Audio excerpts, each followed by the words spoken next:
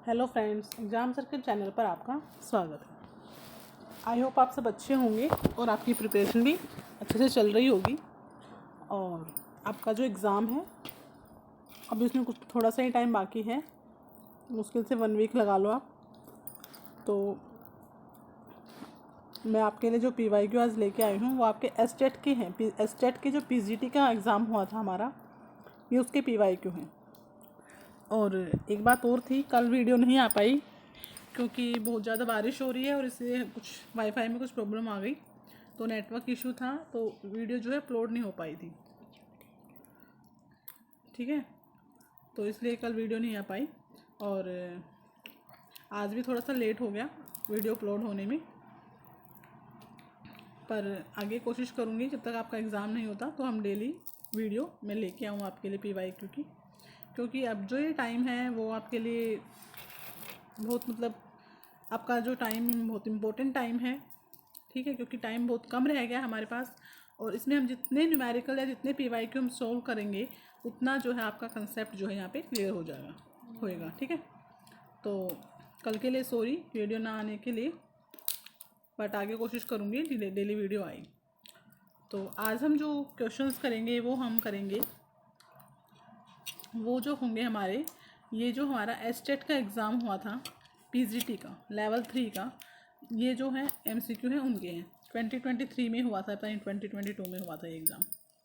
ठीक है, तो फर्स्ट क्वेश्चन है आज का। तो आज हम 60 क्वेश्चंस करेंगे। ठीक है, क्योंकि एस्टेट के एग्ज़ाम में आप सबको पता होगा कि 60 क्वेश्चंस आते हैं हमारे कंप्यूटर साइंस के और बाकी जो 90 होते हैं वो हमारे नॉन टेक होता है। ठीक है, इसमें हमारे इंग्लिश, हिंदी, मैथ सब आता है। तो आज हम 60 क्वेश्चंस करेंगे। ठीक है, तो फर्स्ट क्वेश्चन है ट्रांसमिशन कंट्रोल प्रोटोकॉल इज, बहुत ही इजी क्वेश्चन है। ट्रांसमिशन कंट्रोल प्रोटोकॉल क्या है? हमारा कनेक्शन ओरिएंटेड प्रोटोकॉल है। ठीक है, कनेक्शन लेस हमारा UDP होता है, कोलिजन लेस प्रॉपर्टी हमारी कुछ नहीं होता, सेंसिटिव, ये अलग चीज़ें हैं। प्रोटोकॉल की अगर बात करें तो कनेक्शन ओरिएंटेड होता है आपका TCP।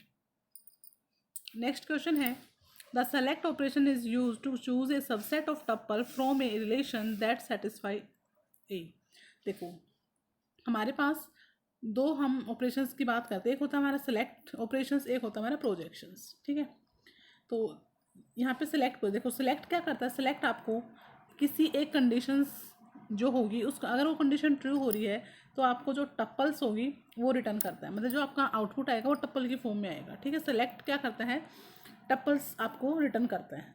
बट प्रोजेक्शन की अगर बात करें, प्रोजेक्शन आपको कॉलम रिटर्न करता है। ठीक है, अगर कोई कंडीशन है अगर वो सेटिस्फाई होता है तो ये आपके जो आउटपुट में आएगा वो आपका कॉलम आएगा। ठीक है, तो ये प्रोजेक्शन होता है। प्रोजेक्शन का सिंबल आपका ये वाला होता है और सेलेक्ट के लिए आप S यूज़ करते हो यहाँ पे।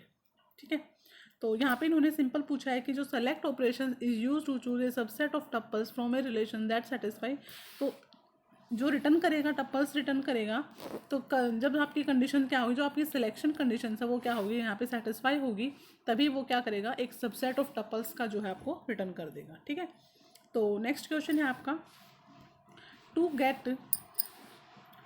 To get information from users you use. देखो अगर आपको कोई भी इन्फॉर्मेशन यूज़र से चाहिए तो हम क्या करते हैं, हम गूगल फॉर्म फिल करवाते हैं ना, तो हम क्या करते हैं, फॉर्म फिल करवाते हैं। ठीक है, अगर आपको किसी भी यूज़र का डेटा चाहिए, ठीक है, उसकी पर्सनल डिटेल चाहिए, तो इस टाइम पे हम उसके लिए हम क्या यूज़ करते हैं, फॉर्म बनाते हैं और फॉर्म क्या करते हैं, शेयर कर देते हैं लिंक उसका, और फिर क्या करता है, जो यूज़र्स होता है वो उस फॉर्म को फिल करता है और उसके थ्रू हमें क्या मिलता है, उसका पूरा का पूरा डेटा मिल जाता है।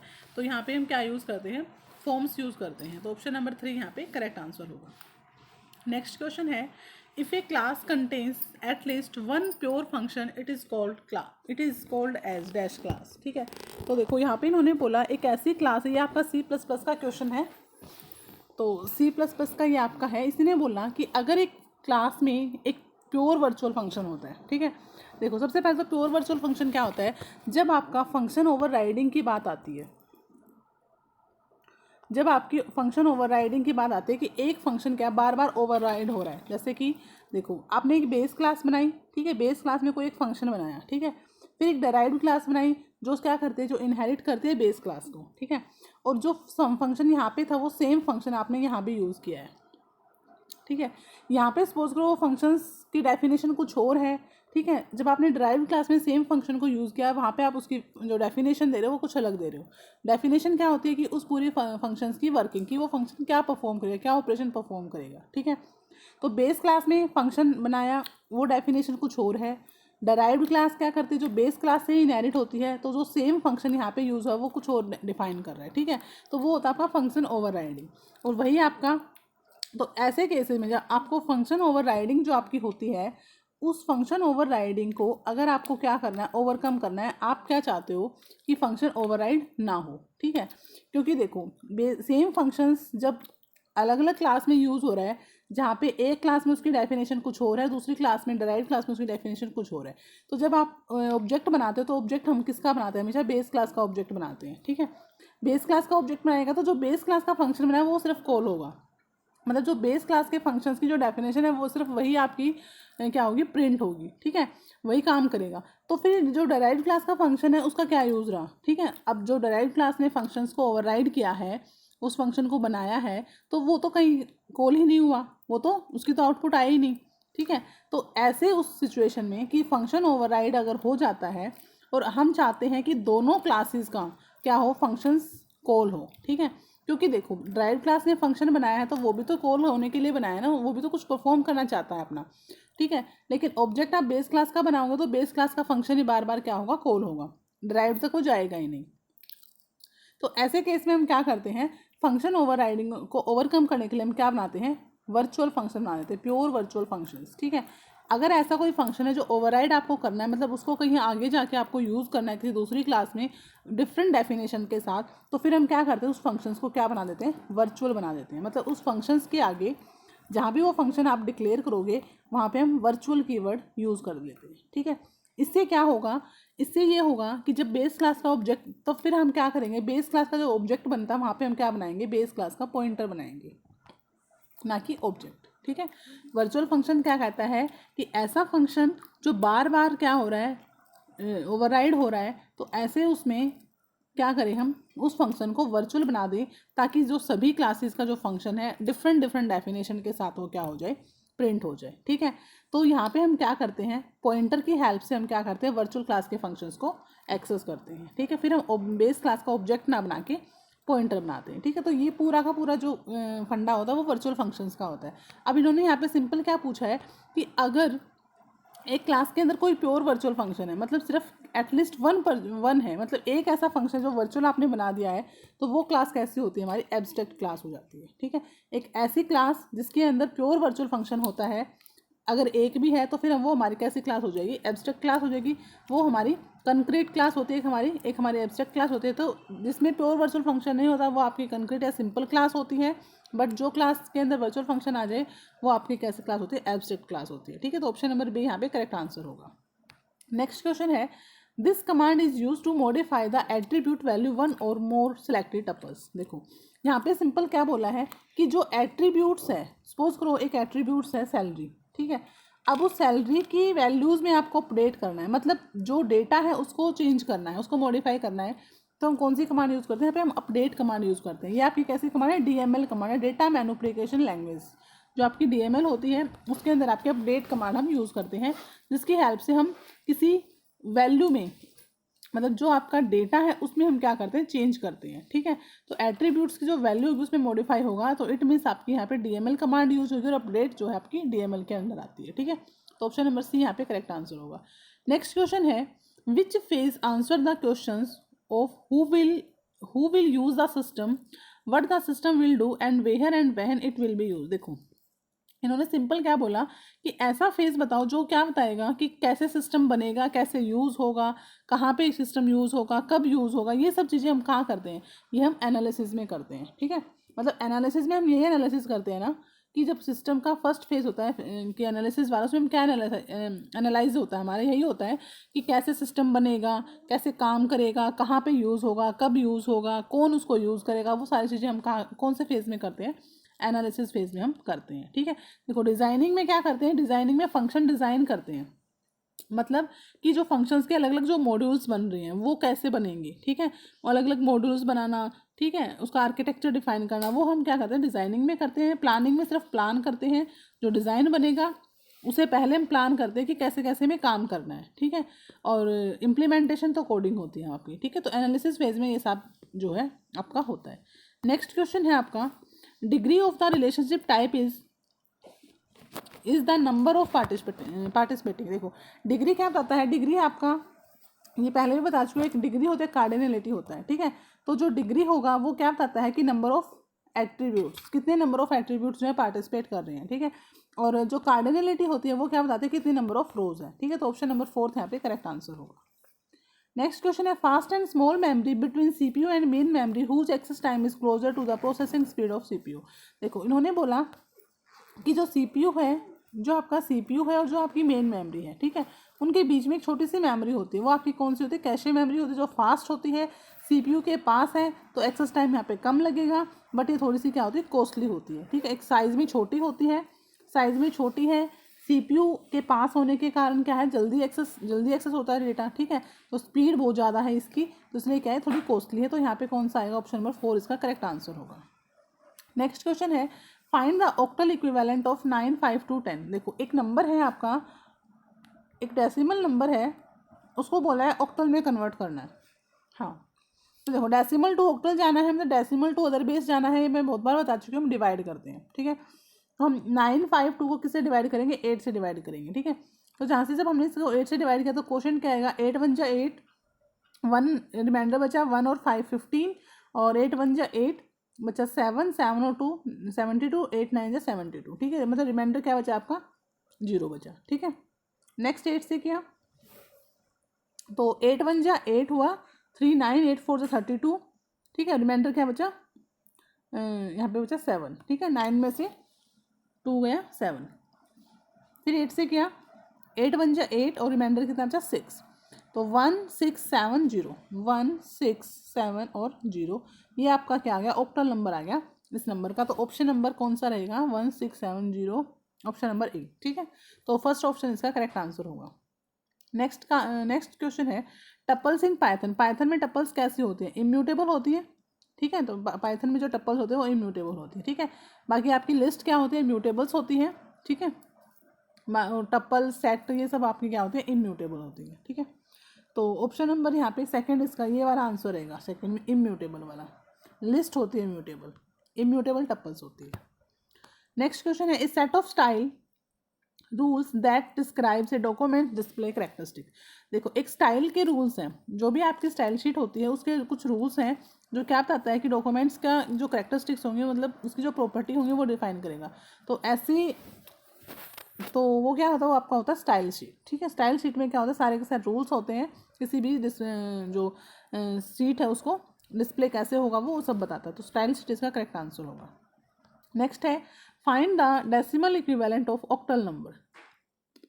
अच्छा यहाँ पे ऑक्टल देखो, यहाँ पे ऑक्टल गिवन है ना, डेसिमल निकालना है। उसके ऐसे पहले वाले क्वेश्चन में भी ऑक्टल डेसिमल गिवन था, ऑक्टल निकालना था। मतलब पहले वाले में हमें क्या करना था, डेसिमल को अदर बेस में लेके जाना था, ठीक है, अदर मतलब ऑक्टल में। और यहाँ पे क्या है, जो ऑक्टल नंबर है उसको किस में लेके आना है, डेसिमल में, मतलब अदर बेस टू डेसिमल। तो हम यहाँ पे क्या करेंगे, मल्टीप्लिकेशन करेंगे। तो देखो कैसे होगा, यहाँ पे क्या है 127.54, ठीक है 4, ठीक है। तो देखो इसको करेंगे 8 बेस से, वेट से करते हैं मल्टीप्लाई, तो 8 का पावर 1 0 1 और 2, ठीक है। 8 की पावर 2 क्या होती है 64, 8 की पावर 1 क्या होती है 8, और 8 की पावर 0 क्या होती है 1। तो 1 को 7 से मल्टीप्लाई करो, 8 को 2 से करो, 64 को 1 से करो, तो 64 1 64 हुआ। नेक्स्ट आपका 8 2 जा 16 हुआ, तो यहाँ से कितना आ गया, यहाँ से आपका बन गया 80, और 177 हुआ, तो यहाँ से आपका बन गया 87, ठीक है। तो जो आपका ये वाला नंबर है, जो आपका होल नंबर है 127, इसका क्या बन गया, इसका जो डेसिमल बना वो क्या बना 87 बन गया, ठीक है। अब हम करते हैं 54 का, तो इधर जो डेसिमल पार्ट होता है उसमें हम क्या करते हैं 8 की पावर माइनस लेते हैं, मतलब जो बेस वेट बनेगा वो माइनस में बनेगा। तो ये आपका क्या होगा 8 की पावर -1, ये होगा आपका 8 की पावर -2, ठीक है। तो इसको हम कैसे लिखेंगे, 5 × 8 की पावर -1 को 1/8 लिख सकते हैं, प्लस में यहाँ पे लिखा 4 × 8 की पावर -2 क्या होगी 8 की पावर 2, मतलब ऐसे होगी, यहाँ पे 1 आएगा, ठीक है। तो यहाँ पे क्या, यहाँ पे कितना जगह 8 की पावर 2 को हम 64 लिख सकते हैं ना, ठीक है। तो 4 को इससे कैंसिल किया तो यहाँ पे क्या आ गया 16 बन गया, और यहाँ पे इसका बना 5/8, ठीक है। तो देखो आगे कर लेते हैं एक बार। यहाँ से हमारा क्या बना था यहाँ से हमने क्या था 5 इंटू 1/8 प्लस 4 इंटू 1/64, ठीक है। 4 से इसको काटा तो 16 आया, 5/80 रहा, तो रिमाइंडर कितना है, सॉरी एलसीएम आया 16, यहाँ पे हुआ 10 प्लस यहाँ पे आया 1, ऐसे ही आया। हाँ 5 8 टू जा 12, सॉरी 8 टू जा 16, 5 टू जा 10, 16, ठीक है। अब यहाँ पे आया 11/16। जब इसको हम यहाँ से इसको सोल्व करेंगे तो यहाँ से क्या आएगा 0.16, 6 जा 96 होता है, उसके बाद ये 875, ये ऐसे आएगा, ठीक है। इसको आप सोल्व करोगे तो इसका ये आएगा। तो यहाँ पे क्या आंसर होगा, हमारा जो होल पार्ट था उसका आया था 87.6875, ठीक है। तो ऑप्शन नंबर ये वाला जो है आपका, देखो 87 तो एक ही ऑप्शन में है। अगर आप ऑप्शन से देखोगे तो आप अगर इसका भी नहीं निकालते हो, मतलब अगर इसके डेसिमल पार्ट का अगर आप कन्वर्जन नहीं भी करते हो तो 87 एक ही ऑप्शन में, तो आपका यही आंसर रहेगा, ठीक है 87 ये वाला, ठीक है। नेक्स्ट क्वेश्चन है dash is the program in execution. जब भी कोई प्रोग्राम एग्जीक्यूशन में आता है उसको हम क्या बोलते हैं, वो आपका प्रोसेस बनता है। देखो प्रोग्राम क्या होता है, जो अब आपकी इंस्ट्रक्शंस कहाँ पे होती है, सेकेंडरी मेमोरी में होती है, ठीक है। हार्ड डिस्क में आपकी प्रोग्राम इंस्ट्रक्शन होगी तो वो प्रोग्राम होता है, और जब आप सेकेंडरी से मेन में ले आते हो तो फिर वो क्या हो जाती है, प्रोसेस हो जाती है, क्योंकि सीपीयू जो है मेन मेमोरी से डेटा एक्सेस करता है, ठीक है। तो एग्जीक्यूशन के लिए उसको मेन मेमोरी में आना पड़ेगा, और जब आपका प्रोग्राम एग्जीक्यूशन में होगा तो इट इज़ कॉल्ड प्रोसेस।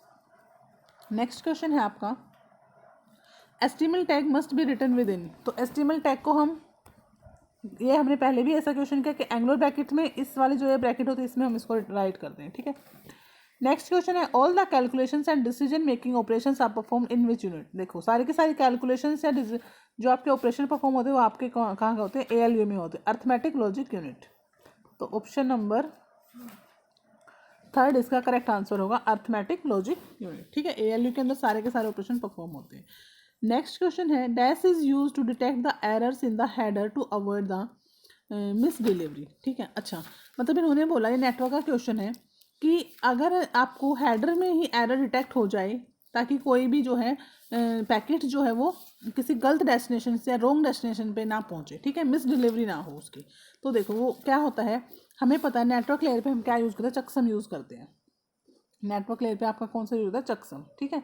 चकसम्स में क्या होता है, इसमें हमें जो हेडर होता है, ठीक है, अगर उसके हमारे हेडर में पैकेट का जो हेडर है अगर उसमें कोई एरर आ जाती है, जब पैकेट सेंडर टू रिसीवर जाता है, ठीक है, तो मैंने बताया था सेंडर टू रिसीवर जाता है, सेंडर पे हेडर ऐड होते हैं, रिसीवर पे रिमूव होते हैं, ठीक है।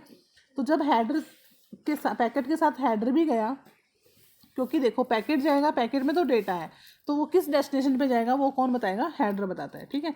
तो रिसीवर एंड पे अगर कोई भी हेडर में एरर आई है या डेटा वहाँ से क्या हुआ है, लॉस हुआ है डेटा का, तो वो आपकी चकसम की हेल्प से आप वहाँ पे डिटेक्ट कर सकते हो, क्योंकि पैकेट के साथ चकसम जाता है, ठीक है। अगर इतने बिट का चकसम्स है, अगर रिसीवर साइड पे सेम चकसम्स नहीं बना तो इट मीन्स जो आपका हेडर है उसमें एरर आ चुकी है, तो चकसम इसमें यूज़ होगा।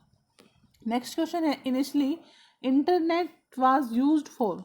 देखो स्टार्टिंग में आपका जो इंटरनेट था वो आपके मिलिट्री इंटेलिजेंस में यूज़ हुआ था, ठीक है।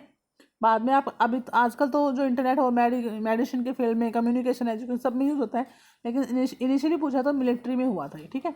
तो ऑप्शन नंबर 2 इसका करेक्ट आंसर होगा। नेक्स्ट क्वेश्चन है the query that is use to summarize the data from the various tables. Okay देखो जब आपका डेटा मल्टीपल टेबल्स में स्टोर है, ठीक है, मतलब मल्टीपल टेबल्स में आपका डेटा है, वहाँ से डेटा को समराइज करना, ये आपका क्या होता है, क्रॉस टैब क्वेरी होता है। देखो सिलेक्शन क्वेरी में क्या होता है, सिलेक्शंस सिर्फ आपकी रोज आती हैं, ज्वाइन में क्या होता है, 2 टेबल ज्वाइन होती हैं। एसक्यूएल क्वेरी नहीं होगा, यहाँ पे क्या होगा, क्रॉस टैब क्वेरी होता है, ठीक है।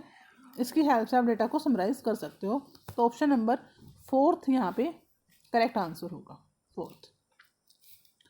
नेक्स्ट है in database dash type of field is use to insert the various objects mode in other Windows application into a table. देखो इन्होंने क्या बोला कि अगर आपको किसी विंडो के एप्लीकेशन में कुछ भी ऑब्जेक्ट्स को ऐड करना है, इंसर्ट करना है, ठीक है, और वो भी इंसर्ट किसकी फॉर्म में करना है, टेबल की फॉर्म में करना है, ठीक है, तो वो आपका क्या होता है, ओएलई ऑब्जेक्ट्स होते हैं, ऑब्जेक्ट लिंकिंग एंड एम्बेडिंग, ठीक है। तो यहाँ पे ओएलई जो है करेक्ट आंसर होगा, ऑप्शन नंबर 3। नेक्स्ट क्वेश्चन है full form of MVC. MVC क्या होता है? एमवीसी की फुल फॉर्म पूछिए मॉडल व्यू कंट्रोलर। क्या होती है? Model view controller. Next question है toll plaza simulation is an application. देखो टोल प्लाजा पे क्या होता है, तो देखो टोल प्लाजा में क्या होता है, यहाँ पे आपका कंट्रोल रूम होता है। यहाँ पे क्या होती है कि जो व्हीकल्स पहले आएगा लाइन में उसका पहले क्या होगा, उसका टोल मतलब पहले डिटेक्ट होगा, उसका वहाँ पे प्रोसेसिंग उसकी पहले होगी और फिर वो पहले क्या जाएगा, बाहर जाएगा। यही होता है कि जो क्यू में पहले आया है, जो लाइन में पहले आया है, ठीक है, उसका पहला क्या होगा, उसके साथ पहले प्रोसेसिंग होगी, उसका टोल वगैरह जो भी है डिटेक्शन वगैरह होगी, उसके बाद वो आउट हो जाएगा। ठीक है, तो टोल प्लाजा कैसा है? फर्स्ट इन फर्स्ट आउट पे बेस है। इट मीन्स ये क्या है? क्यू की एप्लीकेशन आप बोल सकते हो। ठीक है, तो ऑप्शन नंबर सेकंड इसमें करेक्ट आंसर होगा। नेक्स्ट क्वेश्चन है logistic regressions can be binomial या डैश। देखो जो आपकी लॉजिस्टिक रिग्रेशन होते हैं वो आपकी बाइनोमियल होती है और मल्टी, और एक सेकेंड, एक तो आपकी बाइनोमियल होती है, एक मल्टीनोमियल होता है, और मल्टीनोमियल को हम बाइनरी बोलते हैं यहाँ पे। ठीक है, तो ऑप्शन नंबर फोर्थ यहाँ पे करेक्ट आंसर होगा। नेक्स्ट है that allow you to alter all the slides in the presentation. अगर आप क्या चाहते हो कि सारी की सारी जो स्लाइड है वो क्या हो जाए, ऑल्टर हो जाए। ठीक है, to alter all the slides in the presentation. तो यहाँ पे इन्होंने बोला कौन सी dash allow you to alter all the slides in the presentation. एक सेकेंड, यहाँ पे इन्होंने ऑल्टर की बात की है। ठीक है, तो यहाँ पे क्या होगा, स्लाइड मास्टर होता है। इस टाइप का क्वेश्चन हमने पहले भी किया है। ठीक है, तो स्लाइड मास्टर इसका करेक्ट आंसर होगा। नेक्स्ट क्वेश्चन है in Python elements the list are return. तो जो पाइथन का एलिमेंट्स है उसमें लिस्ट आपका कैसे, लिस्ट को हम इस ब्रैकेट से हम क्या, इस ब्रैकेट से क्या करते हैं, रिप्रेजेंट करते हैं। ठीक है, तो ऑप्शन नंबर ए यहाँ पे करेक्ट आंसर होगा। ये कोई भी फंक्शंस होता है, ये सेट और डिक्शनरी के लिए यूज़ होता है, और ये आपका HTML में टैग बनाने के लिए यूज़ होता है। नेक्स्ट क्वेश्चन है dash is a drawing objects which is usually printed as the background of the text on all the page of the document. देखो ये क्या कह रहा है कि जो भी डॉक्यूमेंट्स है उसके जितने भी पेज हैं, सारे के सारे पेजेस में जो बैकग्राउंड में आप टेक्स्ट लिख देते हो वो आपके क्या होते हैं, वाटर मार्क होते हैं। ठीक है, देखो कई बार आपने देखा हो कोई भी एकेडमी वाला है, कोई इंस्टीट्यूट्स वगैरह है, तो वो क्या होता है अपने जब प्रिंट आउट अपने जो नोट्स देते हैं ना, तो उनमें क्या करते हैं, जो आपका पेज पे जो भी इन्फॉर्मेशन है, जो भी कंटेंट होता है, उसके बैक में बैकग्राउंड में क्या होता है, अपना कोई टेक्स्ट का टेक्स्ट लिख दिया, अपना कोई लोगो या कोई और सिंबल मतलब अपना करते हैं, वो होता है आपका वाटर मार्क। ठीक है, तो ऑप्शन नंबर 3 यहाँ पे करेक्ट आंसर होगा। If a data is organize in row which function is use to search a value. देखो अगर डेटा क्या बोला है इन्होंने, रो में ऑर्गेनाइज्ड है, मतलब रो वाइज ऑर्गेनाइज्ड हुआ है, रो वाइज है, तो हम वहाँ पे क्या लगाते हैं, एच लुकअप लगाते हैं, हॉरिजॉन्टल लुकअप। ठीक है, मतलब हॉरिजॉन्टली क्या होगा, डेटा एक्सेस होगा। ठीक है, सॉरी डेटा रीड होगा। और अगर आपका कॉलम वाइज है, अगर आपका डेटा कॉलम वाइज ऑर्गेनाइज्ड है, कॉलम वाइज का मतलब ऐसे ऑर्गेनाइज्ड है, तो फिर हम वहाँ पे वी लुकअप लगाते हैं। ठीक है, तो यहाँ पे इन्होंने बोला है, यहाँ पे इन्होंने क्या बोला है कि रो वाइज है, तो यहाँ पे एच लुकअप ही होगा, आपका करेक्ट आंसर होगा। और एक आपका होता है, एक और होता है उसमें एक्स लुकअप होता है, एक्स लुकअप। ठीक है, तो इसमें क्या होता है जब आपका डेटा मतलब देखो अगर आपको कॉलम वाइज करना है तो एच लुकअप, वर्टिकल करना है तो वी लुकअप, और एक्स लुकअप क्या कहता है, अगर आप डेटा को एक्सेस करते हो टॉप डाउन बॉटम अप, मतलब लेफ्ट राइट टॉप डाउन, मतलब किसी भी डायरेक्शन में अगर डेटा एक्सेस करते हो वहाँ पे हम एक्स लुकअप का यूज़ करते हैं। ठीक है, तो नेक्स्ट क्वेश्चन है फुल फॉर्म ऑफ एस्काई।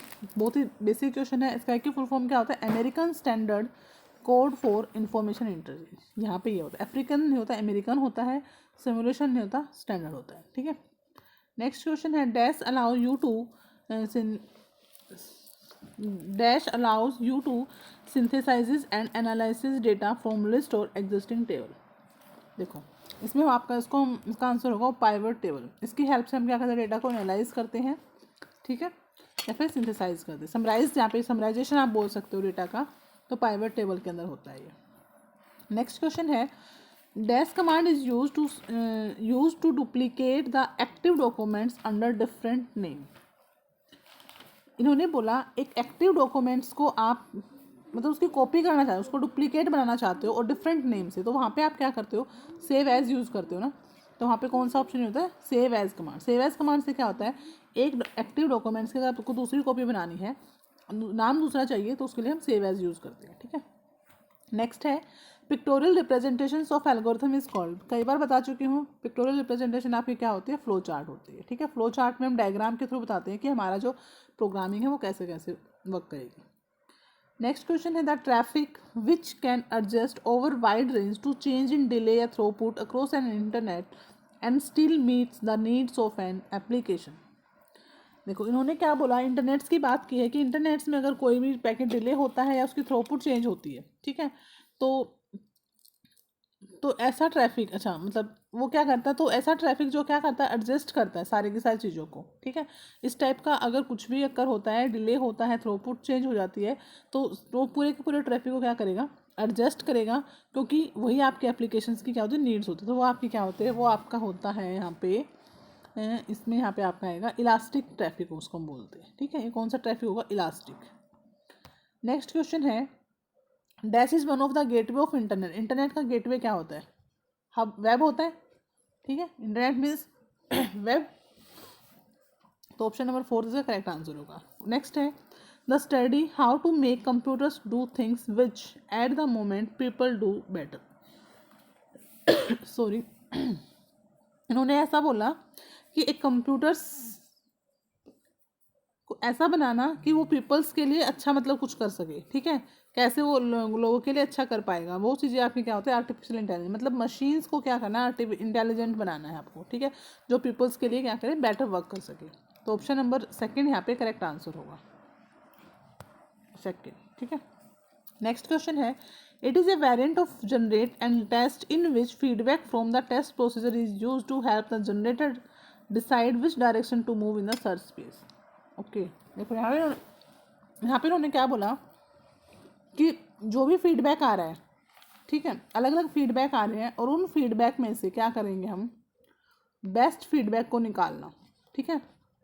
जो क्या बताएगा कि हम किस डायरेक्शन में जाएं ताकि हमें बेस्ट सॉल्यूशन मिले, तो वो आपका क्या होता है, हिल क्लाइंबिंग होता है। तो ऑप्शन नंबर 1 यहाँ पे करेक्ट आंसर होगा। नेक्स्ट है the collection of concepts that can be use to describe the structure of database and provide the necessary to means to achieve this abstractions. तो वो आपके कौन से होते हैं, जहाँ पे डेटा ऐसा मतलब डेटा सॉरी जहाँ पे डेटाबेस का स्ट्रक्चर डिस्क्राइब होता है वो आपका डेटा मॉडल होगा, ठीक है। तो बेसिक क्वेश्चन था ये भी। तो यहाँ पे क्या आएगा, डेटा मॉडल, जो क्या बताता है, पूरे के पूरे डेटा का कंसेप्ट बताता है, उसका स्ट्रक्चर कैसा होगा, ठीक है। नेक्स्ट क्वेश्चन है a field that gives each record a unique identification that is called primary key. Basic था ये भी। नेक्स्ट है project size is related to. देखो प्रोजेक्ट का साइज पूछा है इन्होंने, किससे रिलेटेड है, देखो टेस्टिंग से तो है नहीं, ऑर्गेनाइजेशन में भी नहीं होगा, ये आपका क्या होगा, टेक्निकल फिजिबिलिटी होगी। जो टेक्निकल चीज़ें होती है वही बताता है ना कि क्या कॉस्ट लगेगी, ठीक है, या फिर क्या साइज रहेगा प्रोजेक्ट्स का, क्योंकि जो टेक्निकल मतलब कि जो प्रोजेक्ट को बनाने, जो सॉफ्टवेयर, जो इंजीनियर जो है सॉफ्टवेयर को डेवलप कर रहे हैं वही बता पाएंगे ना प्रोजेक्ट का साइज़ क्या होगा। तो ये क्या आपका टेक्निकल इशू होता है, ठीक है। तो यहाँ पे आएगा ऑप्शन नंबर 1। नेक्स्ट क्वेश्चन है the dash phase of system decides how the system will operate in term of hardware, software and network infrastructure। अच्छा, इन्होंने अब यहाँ पे क्या बोला कि एक ऐसा सिस्टम, ऐसा फेज जो क्या बताता है कि जो सिस्टम, जो सॉफ्टवेयर आप बना रहे हो, ठीक है, वो कैसे मतलब क्या करेगा, कैसे ऑपरेट करेगा, हार्डवेयर के साथ, सॉफ्टवेयर के साथ या फिर नेटवर्क के साथ। तो वो आपका किस में होता है, डिज़ाइन फेज में होता है। डिज़ाइनिंग में हमें सारी चीज़ें बताते हैं ना कि कैसे कैसे फंक्शन काम करेंगे, कैसे मॉड्यूल्स बनेंगे, कैसे डाटा का फ्लो होगा, ठीक है, नेटवर्क कैसे पास होगा, मतलब सारी चीज़ें हम किस में बताते हैं, डिज़ाइन फेज में बताते हैं। नेक्स्ट क्वेश्चन है instruction format of machine level language consist of opcode and. देखो जब हम मशीन लैंग्वेज की बात करते हैं तो हमारा इंस्ट्रक्शन का फॉर्मेट होता है, इसमें हमारे क्या होते हैं, ऑपकोड होता है और एक ऑपरेंड होता है, ठीक है। ऑपरेंड क्या बताता है कि डेटा कौन सा है, किस डेटा पे ऑपरेशन अप्लाई होगा, परफॉर्म होगा। ऑपकोड क्या बताता है कि which operations can be implied on the data, ठीक है, मतलब आप कौन सा डेटा जो है उस पर, सॉरी कौन से ऑपरेशन जो है आप डेटा पे अप्लाई करना चाहते हो, कर सकते हो वो सब, ठीक है। तो यहाँ पे ऑप्शन क्या रहेगा, ऑप्शन नंबर सेकंड रहेगा ओपकोड होता है और ऑपरेंड होता है हमारी, ठीक है। ऑपरेटर्स आपके ओपकोड ही होते हैं, ठीक है। तो यहाँ पे आपका ऑपरेंड आंसर रहेगा। नेक्स्ट क्वेश्चन है amount of work that a system is able to do per unit of time that is called throughput. कई बार हम कर चुके हैं कि सिस्टम कितना एक टाइम पे कितना काम हो रहा है, ठीक है, कितनी प्रोसेस एग्जीक्यूट हो रही है, वो आपके क्या होती है, थ्रूपुट होती है। नेक्स्ट क्वेश्चन है chart created on worksheet is called as. तो जो चार्ट आपकी वर्कशीट पे बनता है वो आपके होते हैं एम्बेडेड चार्ट्स। देखो column charts, resolution chart, bar chart, ये आपकी डेटा को रिप्रेजेंट करते हैं, ठीक है। आप डेटा को रिप्रेजेंट करने के लिए बनाते हैं, लेकिन वर्कशीट पे अगर आपको बनाना है तो आपके क्या होते हैं, एम्बेडेड चार्ट होते हैं। ऑप्शन नंबर सेकंड यहाँ पे करेक्ट आंसर होगा। एक सेकेंड, ठीक है। नेक्स्ट क्वेश्चन है सेट ऑफ वन और more programs which controls the operations and or extend the processing capabilities of a computer system. देखो यहाँ पे इन्होंने सिंपल बोला है कि ऐसे प्रोग्राम्स जो क्या करते हैं, पूरे के पूरे ऑपरेशंस को कंट्रोल करते हैं, जो एक सिस्टम पे प्रोसेसिंग हो रही है या ऑपरेशंस हो रहे हैं उनको क्या करते हैं, कंट्रोल करते हैं। तो वो आपके कौन से होते हैं, सिस्टम सॉफ्टवेयर होते हैं, ठीक है। नेक्स्ट क्वेश्चन है इन पाइथन डिक्शनरी की वैल्यूज पेयर्स आर सेपरेटेड। तो देखो डिक्शनरी में क्या होता है, पहले तो ये डिक्शनरी का सिंबल होता है और एक की होती है और सेमी कॉलम फिर वैल्यू होता है, ठीक है। हर की के रिस्पेक्ट में उसकी वैल्यू होती है, तो सेमी कॉलम से की और वैल्यू को हम क्या करते हैं, सेपरेट करते हैं। तो यहाँ पे ऑप्शन नंबर कौन सा रहेगा, फर्स्ट रहेगा।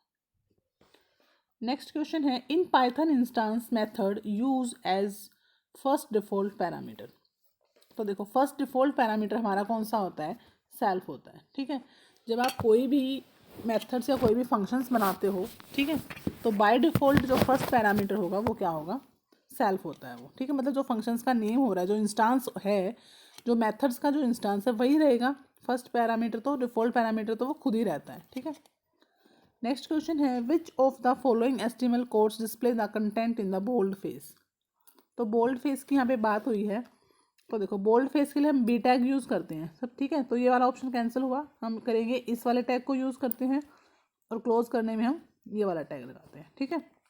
मतलब ये वाला स्लैश लगाते हैं हम, फॉरवर्ड वाला, ठीक है।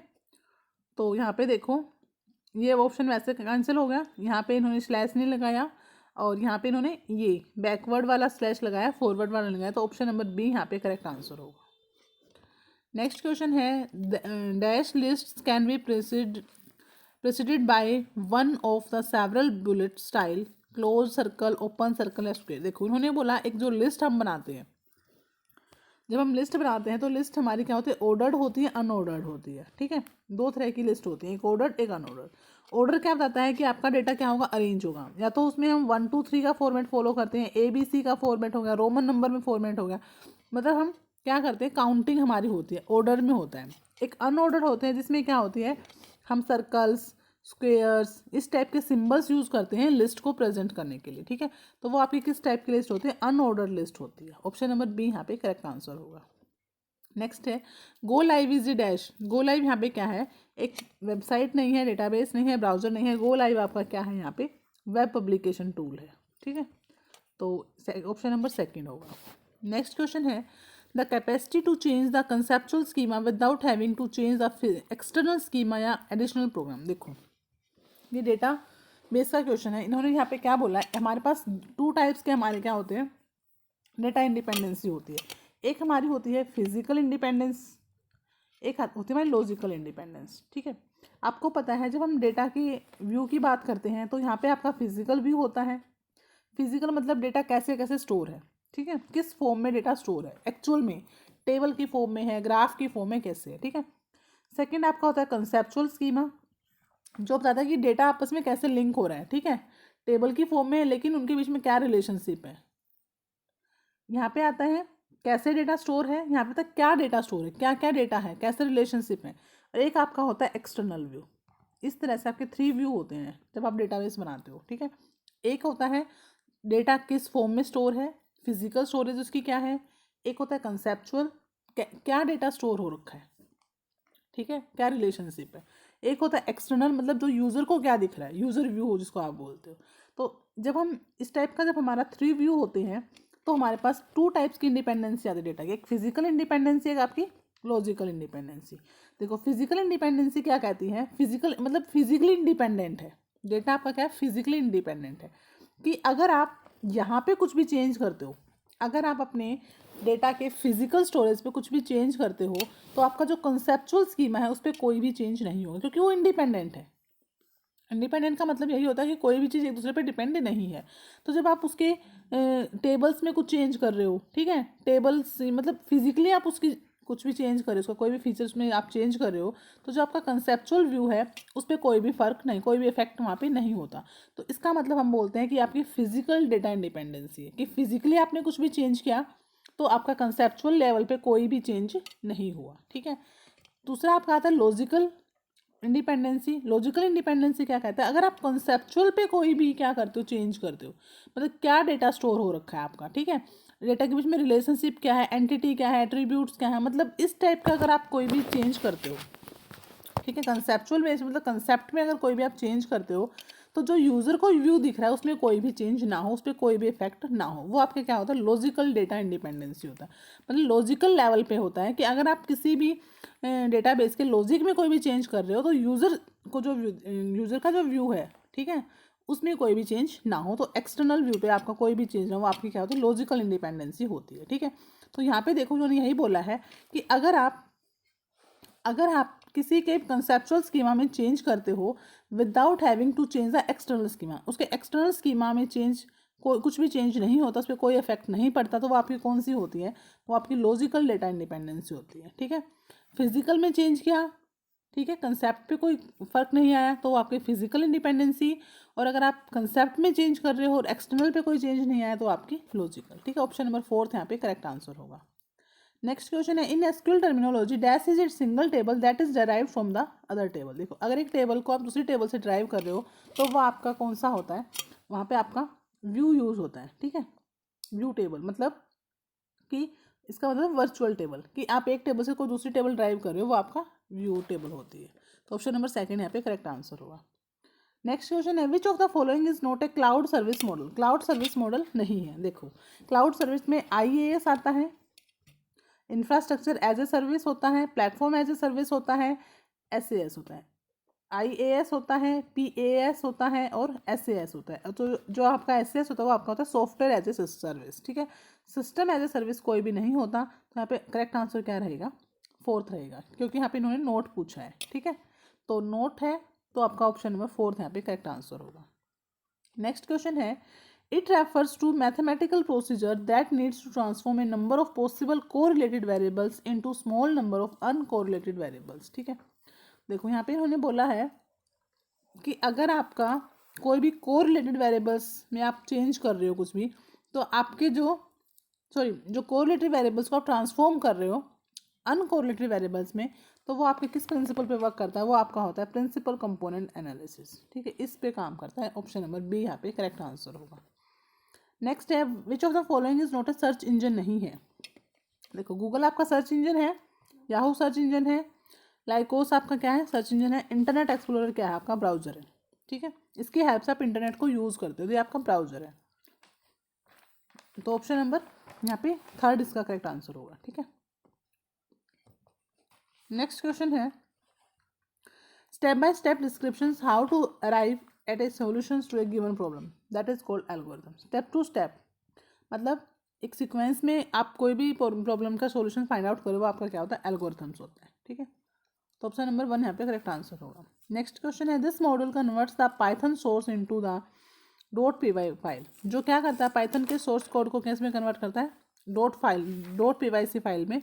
तो देखो pyc फाइल है ना, तो मीन्स यहाँ पे क्या होगा, py कंपाइलर यूज़ होगा, ठीक है।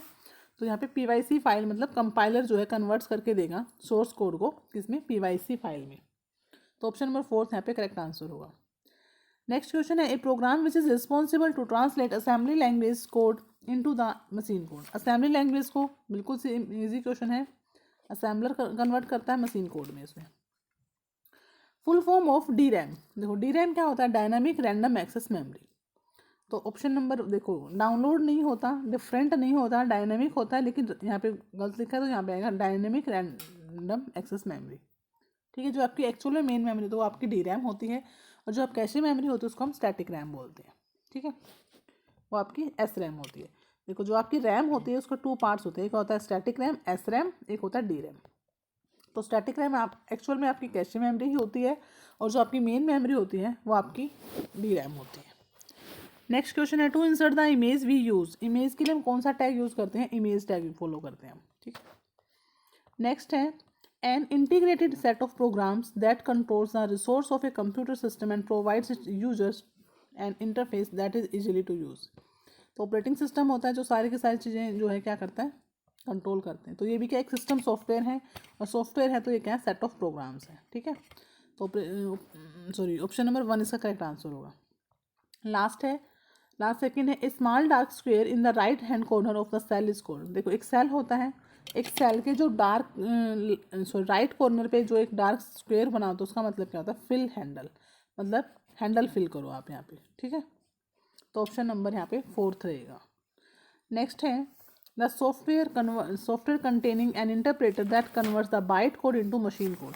देखो जहाँ भी कोई भी सोर्स कोड को बाइट कोड को मशीन कोड में कन्वर्ट करता है। एक होता है, देखो एक होता है आपका सोर्स कोड को किस में कन्वर्ट करना, बाइट कोड में, ठीक है। और फिर बाइट कोड को किस में कन्वर्ट करना, एक्चुअल में जो आपका मशीन कोड है उसमें, ठीक है। देखो स्टार्टिंग में करते हैं, एक होता है सोर्स कोड को किस में कन्वर्ट करना, बाइट में, और फिर बाइट को किस में कन्वर्ट करना, एक्चुअल में जो आपका मशीन कोड है, या फिर आप इसको ऑब्जेक्ट कोड बोलते हो। तो कभी भी आपका direct source to machine code conversion नहीं होता। जब हम सी की बात करते हैं तो सोर्स कोड से आपका प्रोग्राम कहा जाता है टारगेट कोड में आता है, और फिर टारगेट कोड मतलब असेंबली लैंग्वेज में आता है। जब कंपाइलर सी की बात, सी या C++ में क्या होता है, सोर्स कोड से पहले आपका असेंबली कोड में आएगा, असेंबली कोड से आपका ऑब्जेक्ट कोड जनरेट होता है, ठीक है।